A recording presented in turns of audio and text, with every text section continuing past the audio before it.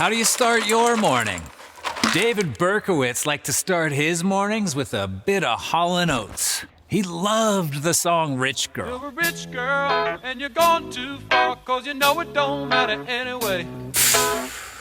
That's a great tune. But holy shit, if that song inspired him to execute 6 strangers, New York City should thank its lucky stars he was behind bars long before Eminem wrote Kim.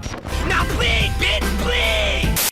What is it with so many serial killers completely misinterpreting great songs? Charlie Manson thought the Beatles' Helter Skelter was calling him to start a race war. Ramirez was obsessed with Night Prowler by AC/DC. As I slip into your room, I'm your night prowler. All right, bad example. It sounds like Ramirez pretty much had that song commissioned. Completely taken out of context. Still, there's no way Hall & Oates inspired Berkowitz to kill anybody. Anyway, David Berkowitz was born on June 1st, 1953 in Brooklyn, New York. I'm walking here. He was like the original Incel, way before Elliot Rodger would go down in history as the supreme gentleman of Isla Vista. I am in truth the superior one, the true alpha male. Berkowitz was busy making a name for himself on the East Coast. And it all started with another homicidal precursor. Journaling. No. Those aren't the times and locations of all the blind dates he struck out on. It's an arson log of all the fires he started.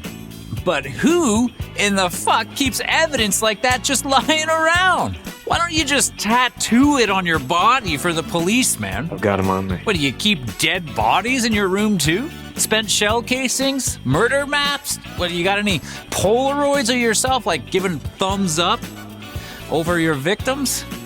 This is it's like a checklist for conviction. How dumb could you possibly be? Have you ever documented your own crimes? If you're as dumb as David Berkowitz, let me know down in the comments below. Anyway, he was responsible for setting over 1,488 fires throughout New York City. And I'm not talking about those dumpster fires that hobos gather around to sing show tunes and warm their hands. I mean, Rocky's Philly, but I mean, you know what I mean. Absolutely. But things took a sinister turn in the summer of '76. From here on out, he'd be known by a different name, the .44 caliber killer. Yeah, he didn't get that cool nickname that you're thinking of until after he left a letter addressed to Captain Joe Borelli of the NYPD, blaming the killings on his neighbor's demonic dog and calling himself the son of Sam. But oh man, you gotta see this letter. It was written so poorly that the police didn't know if they were looking for a toddler. Arrest the baby! Or a quadriplegic who writes with a pencil in his mouth. Just pause the video for a closer look, because it's fucking long. I mean, not that you're gonna be able to understand what the fuck he's trying to say anyway. But I mean, I guess while we got it up here, let's just take a little closer look at a couple things here. Okay, so let's see. The killer identified himself as the son of Sam, Beelzebub, I think? Yeah, Beelzebub the chubby behemoth, and Mr. Monster.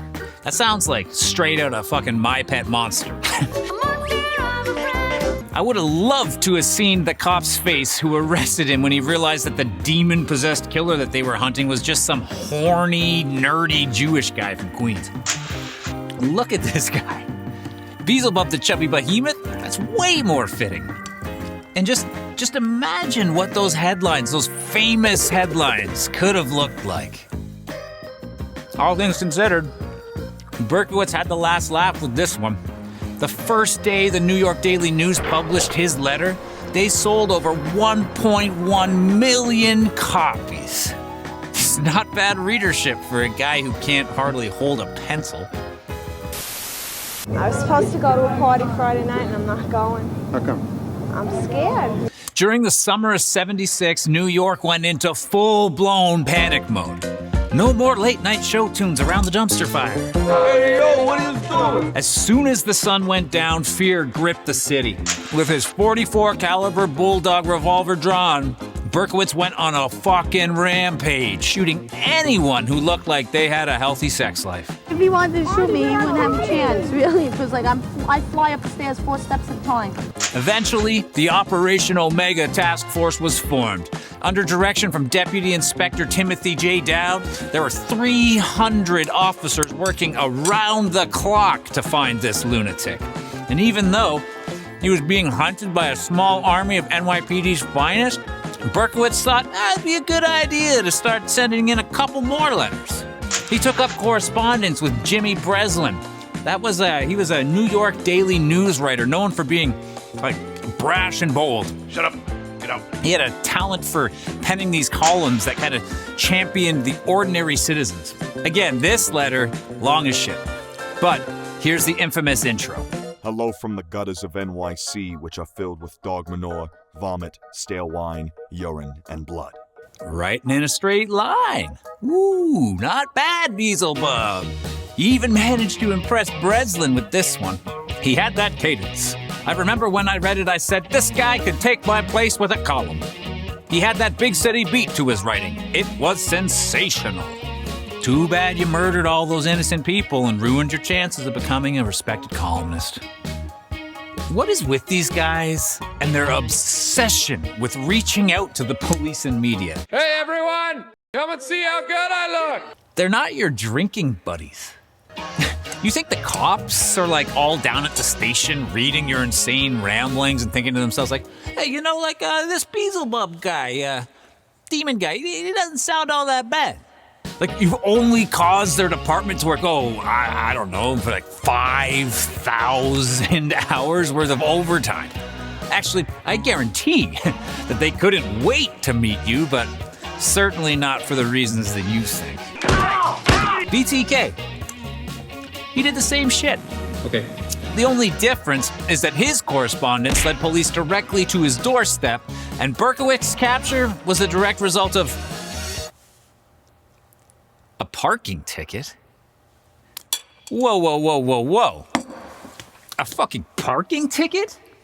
I mean, so it wasn't his letters that brought him down, like the Unabomber? Nah, like, I wish I could tell you that he got his teeth freaking kicked in by a pissed off mob like the Night Stalker, but it's just not what happened. That's right. New York City's most terrifying serial killer was brought to justice because he double parked in front of a fire hydrant near the scene of a crime. It wasn't this guy that brought him down. It was more like this. David Berkowitz walked out of his Yonkers apartment last night, turned the ignition key in his car, and found himself surrounded by police. Well, he said, you got me. The summer of Sam came to an end on August 10th, 1977, leaving 6 people dead and 7 severely wounded. The killer wasn't a demon or a monster, or even a schizophrenic taking orders from a demonic dog. Turns out, it was just a sexually frustrated Jewish dude from Queens. After his arrest, things got weird.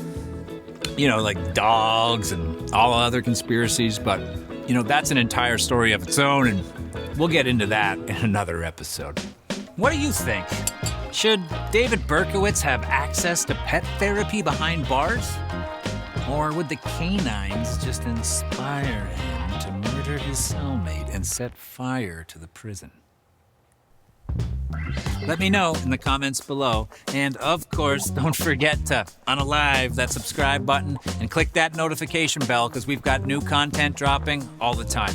And if you just can't get enough, you can head over and follow on Instagram and TikTok for even more killer content.